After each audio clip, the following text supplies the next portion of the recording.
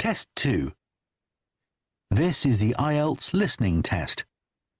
You will hear a number of different recordings and you will have to answer questions on what you hear. There will be time for you to read the instructions and questions, and you will have a chance to check your work. All the recordings will be played once only. The test is in 4 parts. At the end of the test, you will be given 10 minutes to transfer your answers to the answer sheet. Now turn to part 1.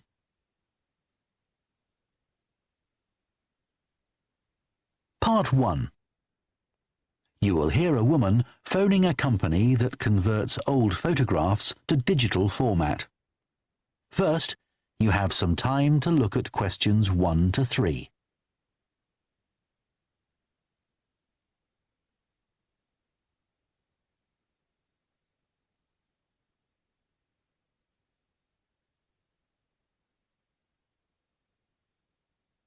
Now listen carefully and answer questions 1 to 3. Hello, Picture Rep. Can I help you? Oh, hi. I saw your advertisement about copying pictures to disk, and I'd like a bit more information about what you do. Sure. What would you like to know? Well, I've got a box full of old family photos that's been up in the attic for years.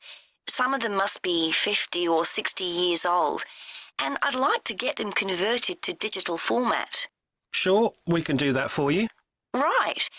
And what about size? The photos are all sorts of sizes. Are there any restrictions? Well, the maximum size of photo we can do with our normal service is 30 centimetres, and each picture must be at least 4 centimetres. That's the minimum we can cope with. Well, that should be fine. And some of them are in a frame. Should I take them out before I send them? Yes, please. We can't copy them otherwise. And also the photos must all be separate. They mustn't be stuck into an album. OK, that's not a problem. So, can you give me an idea of how much this will cost? I've got about 360 photos, I think. We charge £195 for 300 to 400 photos for the basic service. OK, and does that include the disc? Yes, 1 disc, but you can get extra ones for £5 each.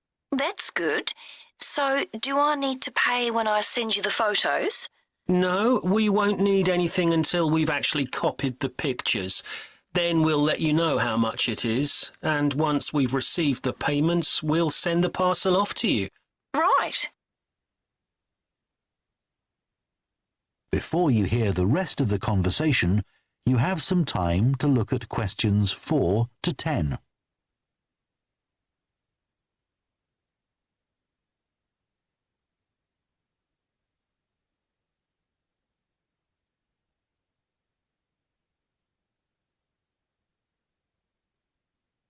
Now listen and answer questions 4 to 10. Is there anything else you'd like to ask about our services? Yes, I've roughly sorted out the photos into groups, according to what they're about. So, can you keep them in those groups when you copy them? Sure.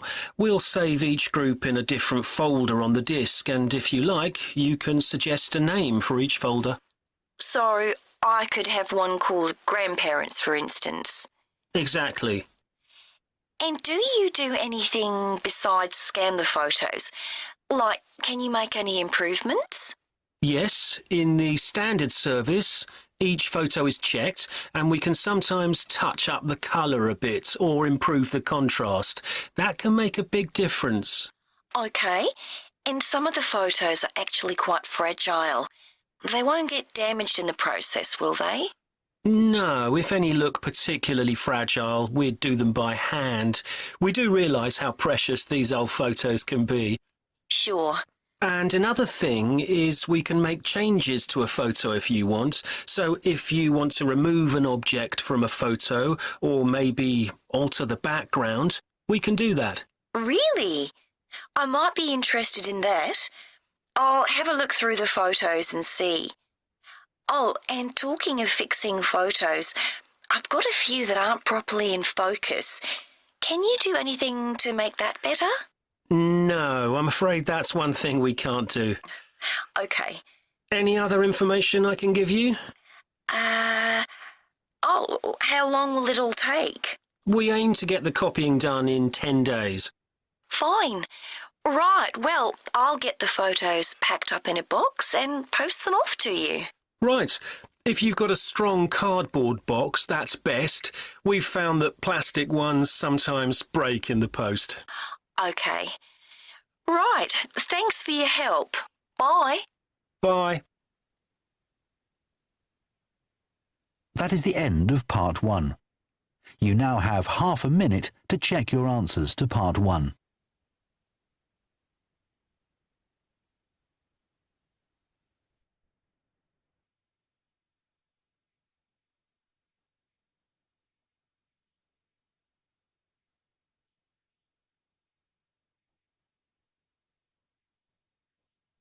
Part 2. You will hear a head teacher talking to parents of pupils about changes at the school. First, you have some time to look at questions 11 to 15.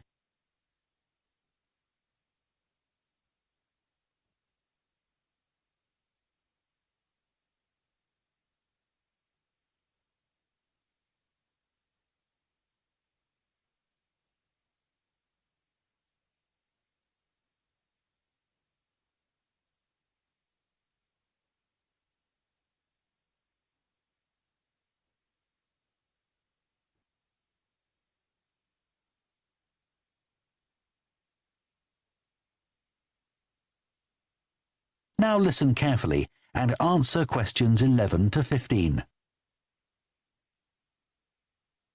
Good morning, and thank you for coming here today.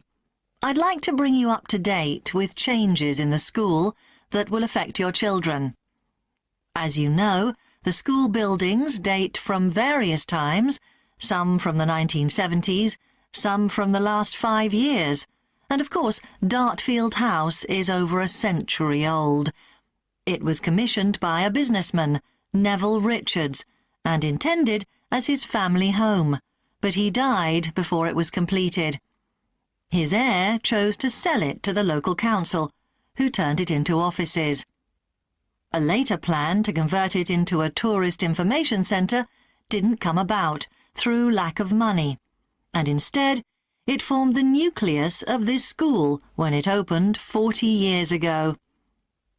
The school has grown as the local population has increased, and I can now give you some news about the lower school site, which is separated from the main site by a road. Planning permission has been granted for development of both sites. The lower school will move to new buildings that will be constructed on the main site. Developers will construct houses on the existing lower school site. Work on the new school buildings should start within the next few months. A more imminent change concerns the catering facilities and the canteen. The canteen is always very busy throughout the lunch period. In fact, it's often full to capacity because a lot of our pupils like the food that's on offer there. But there's only one serving point, so most pupils have to wait a considerable time to be served. This is obviously unsatisfactory, as they may have hardly finished their lunch before afternoon lessons start. So, we've had a new food hall built, and this will come into use next week. It'll have several serving areas, and I'll give you more details about those in a minute. But one thing we ask you to do to help in the smooth running of the food hall is to discuss with your children each morning which type of food they want to eat that day, so they can go straight to the relevant serving point. There won't be any junk food.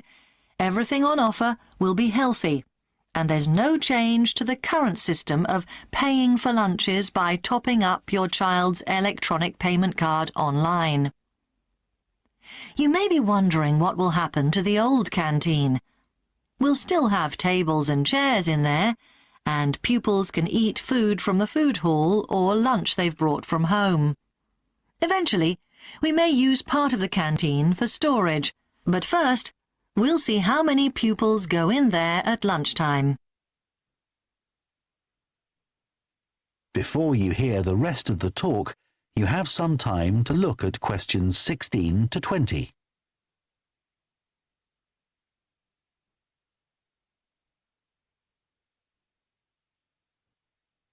Now listen and answer questions 16 to 20. OK, back to the serving points in the food hall, which will all have side dishes, desserts and drinks on sale, as well as main courses. One serving point we call World Adventures. This will serve a different country's cuisine each day. Maybe Chinese one day and Lebanese the next. The menus will be planned for a week at a time, so pupils will know what's going to be available the whole of that week. Street life is also international, with food from 3 particular cultures. We'll ask pupils to make suggestions, so perhaps sometimes there'll be food from Thailand, Ethiopia and Mexico, and then one of them will be replaced by Jamaican food for a week or 2. The Speedy Italian serving point will cater particularly for the many pupils who don't eat meat or fish. They can be sure that all the food served there is suitable for them. There'll be plenty of variety, so they shouldn't get bored with the food. OK, that's all on the new food hall. Now, after-school lessons. These are very popular with pupils, particularly swimming. In fact, there's a waiting list for lessons. Cycling is another favourite, and I'm delighted that dozens of pupils make use of the chance to learn to ride in off-road conditions. It means that more and more cycle to and from school every day. As you know, we have a well-equipped performance centre, and we're going to start drama classes in there too. Pupils will be able to join in just for fun, or work up to taking part in a play. We hope to put on at least one a year. We already teach a number of pupils to use the sound and lighting systems in the centre, and a former pupil has given a magnificent grand piano to the school, so a few pupils will be able to learn at the school instead of going to the local college, as many of them do at the moment. That is the end of Part 2. You now have half a minute to check your answers to Part 2.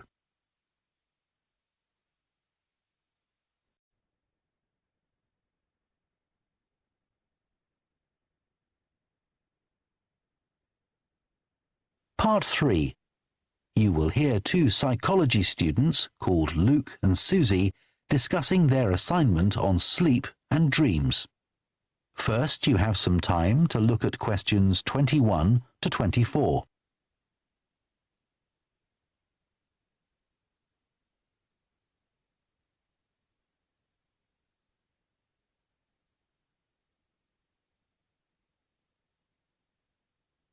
Now listen carefully and answer questions 21 to 24. So, Luke, for our next psychology assignment, we have to do something on sleep and dreams. Right. I've just read an article suggesting why we tend to forget most of our dreams soon after we wake up. I mean, most of my dreams aren't that interesting anyway.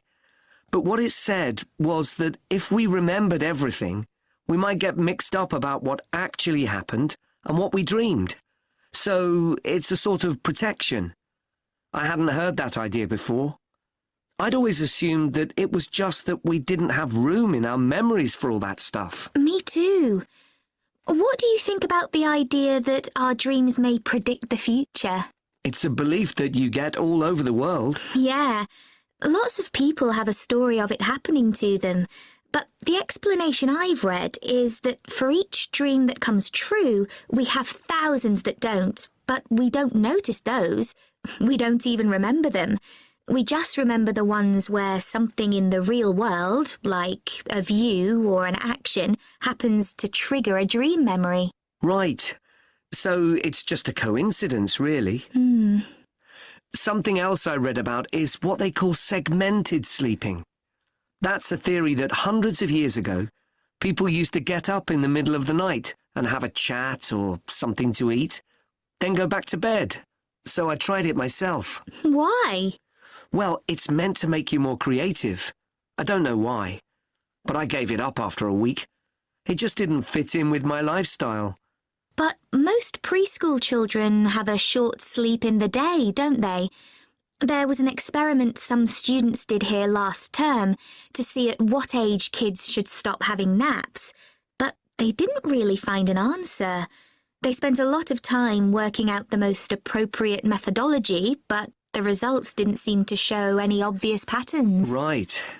Anyway, let's think about our assignment. Last time I had problems with the final stage, where we had to describe and justify how successful we thought we'd been. I struggled a bit with the action plan too. I was okay with the planning, but I got marked down for the self-assessment as well. And I had big problems with the statistical stuff. That's where I really lost marks. Right. Before you hear the rest of the discussion, you have some time to look at questions 25 to 30.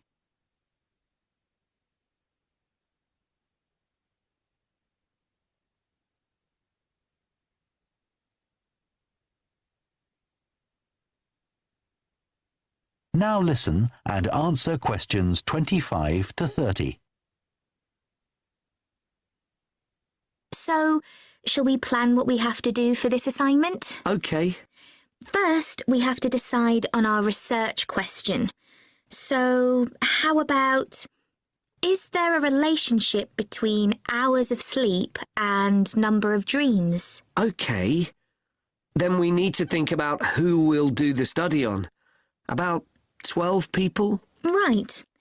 And shall we use other psychology students? Let's use people from a different department. What about history? Yes, they might have interesting dreams. Or literature students. I don't really know any. OK, forget that idea. Then we have to think about our methodology.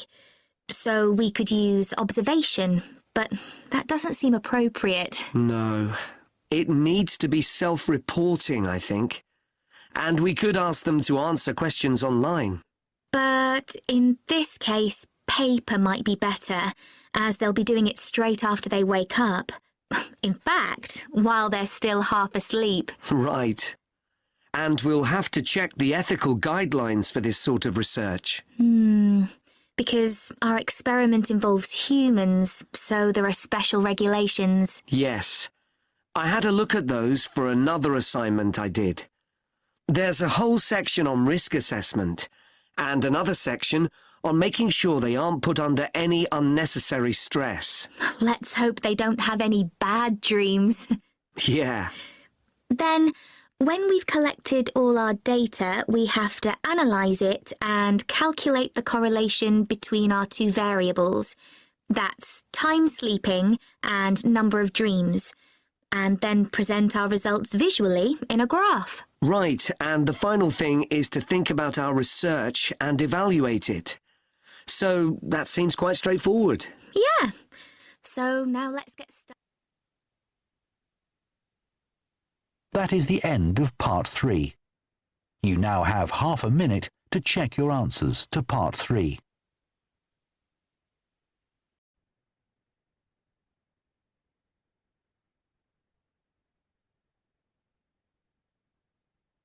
Part 4. You will hear a sports science student giving a presentation on the health benefits of dance. First, you have some time to look at questions 31 to 40.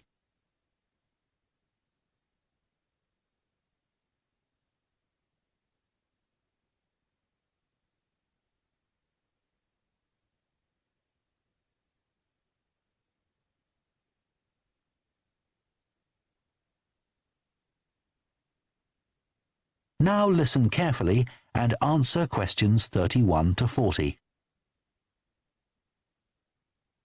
Dancing is something that humans do when they want to have a good time. It's a universal response to music found in all cultures. But what's only been discovered recently is that dancing not only makes us feel good, it's also extremely good for our health.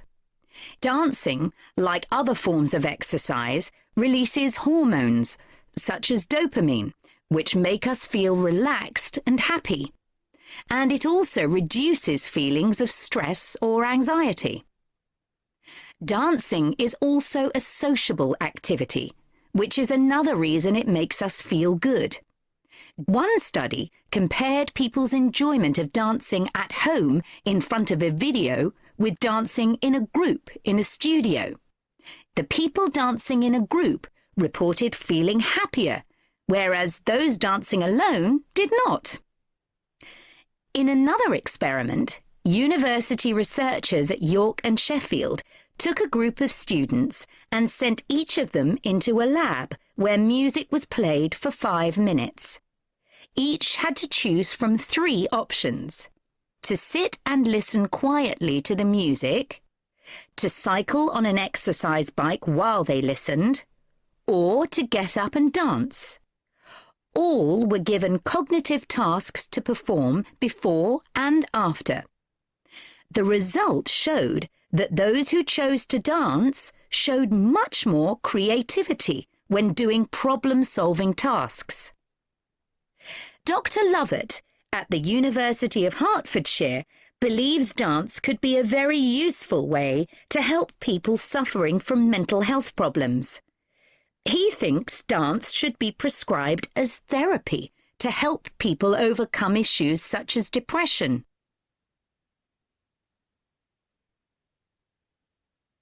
It's well established that dance is a good way of encouraging adolescent girls to take exercise, but what about older people? Studies have shown that there are enormous benefits for people in their 60s and beyond. One of the great things about dance is that there are no barriers to participation. Anyone can have a go, even those whose standard of fitness is quite low. Dance can be especially beneficial for older adults who can't run or do more intense workouts, or for those who don't want to. One 2015 study found that even a gentle dance workout helps to promote a healthy heart. And there's plenty of evidence which suggests that dancing lowers the risk of falls, which could result in a broken hip, for example, by helping people to improve their balance. There are some less obvious benefits of dance for older people too. One thing I hadn't realised before researching this topic was that dance isn't just a physical challenge.